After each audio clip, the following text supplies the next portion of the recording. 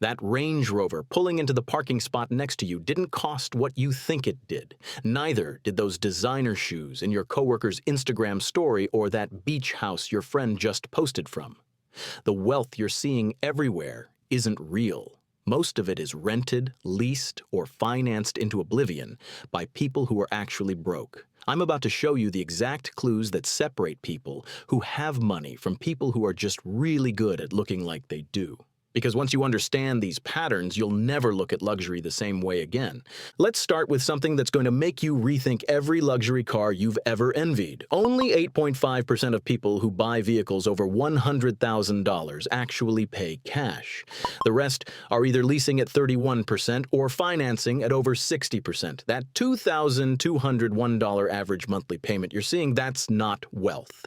That's a subscription to the appearance of wealth. But here's where it gets interesting. When you look at actual ultra-wealthy buyers at brands like Bentley, the numbers flip completely. 60% pay cash. They're not financing depreciating assets at interest rates that would make a loan shark blush. The truly wealthy don't lease luxury vehicles because luxury cars depreciate faster than regular cars, which makes them more expensive to lease, not less. Think about what that means for a second. The person driving the leased Mercedes is paying premium rates to lose money on an asset that's dropping in value by the day. Meanwhile, the actual millionaire is driving a paid-off Toyota they've owned for 7 years because they understand something most people don't. Looking rich and being rich are completely different games. Your social media feed is lying to you. Those filtered brunch photos and luxury hotel staycations you're scrolling past. Behind every one of them is someone who might be having a panic attack about their credit card balance.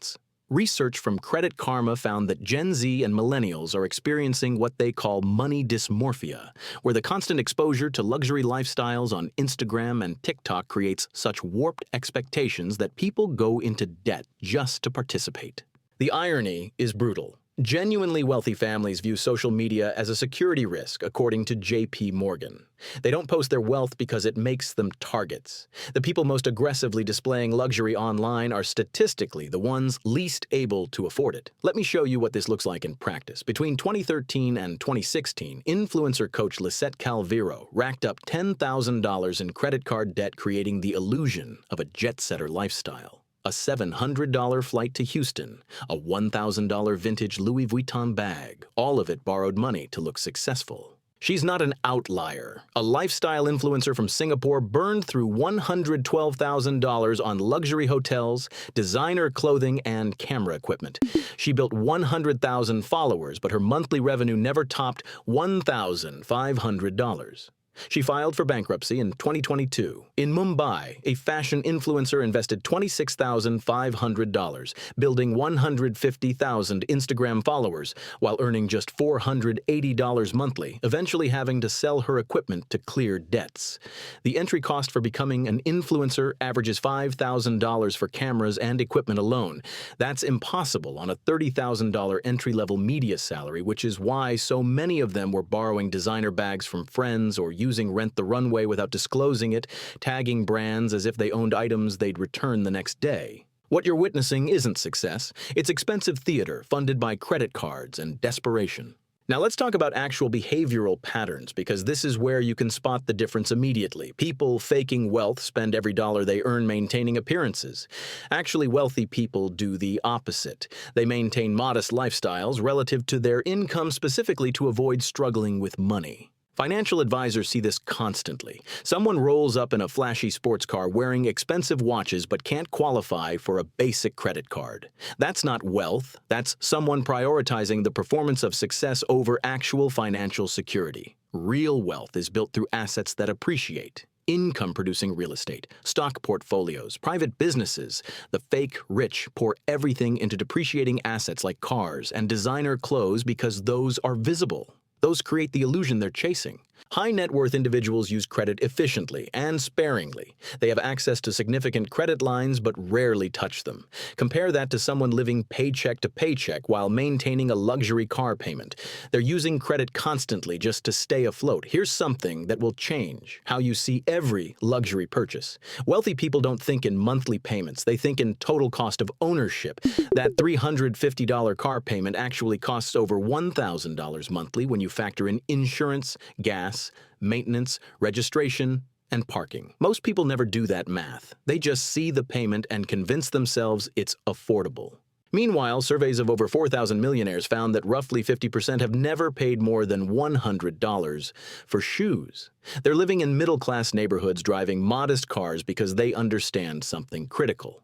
Wealth isn't what you display, it's what you keep.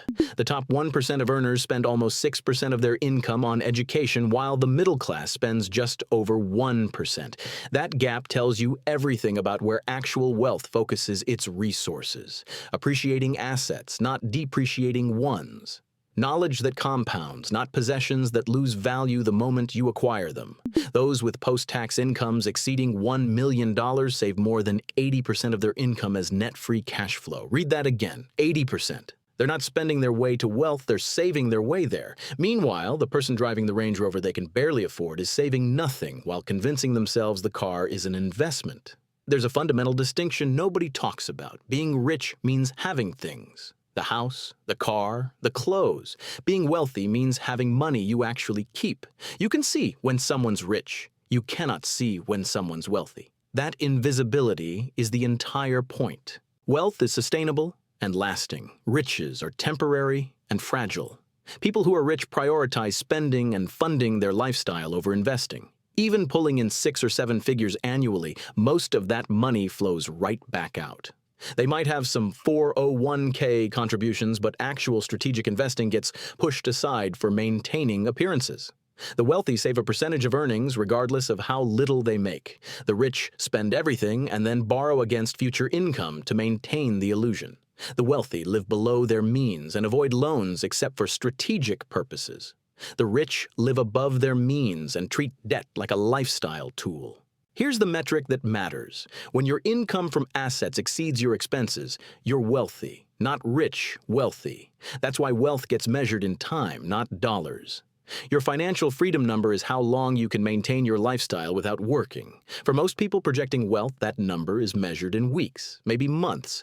For the actually wealthy, it's measured in decades or indefinitely. Watch for these patterns. People pretending to be wealthy live above their means without sorting out their actual financial reality. They rely on loans, credit cards, or just waiting for the next paycheck while spending more than they earn. They spend money now. Wealthy people plan for later. No retirement preparation, no emergency funds, no future planning because the goal is looking rich today, not being secure tomorrow. Those faking it aren't interested in saving money. They're uninterested in frugal living, turn down coupons, ignore return policies. You find them spending, never saving. Behind the filtered brunch photos and resort check-ins is a wallet begging for mercy. What you don't see is the bounced payment, the post-dinner panic, the juggling act to keep everything from collapsing. Influencer culture feeds this.